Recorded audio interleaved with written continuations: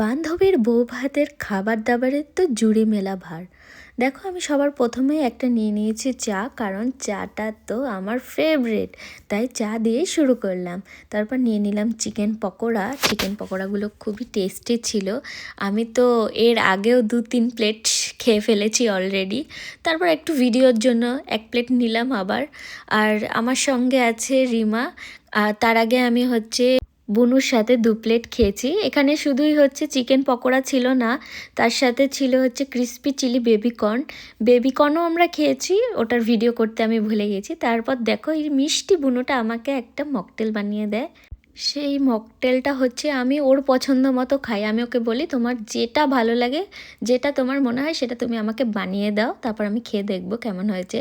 আর মকটেলটা খেতে খুবই সুন্দর হয়েছিল, ভীষণই টেস্টি। আমার খাওয়া সব থেকে বেস্ট মকটেল ছিল। আর আমি ইশিকাকেও একটু গিয়ে খাওয়াই। সবার লাস্টে খাই আইসক্রিম। না না, সবার লাস্ট আইসক্রিম না, তার লাস্টেও পান ছিল। ওটা আমরা খাওয়া দাওয়া শেষ করে তারপর খেয়েছিলাম।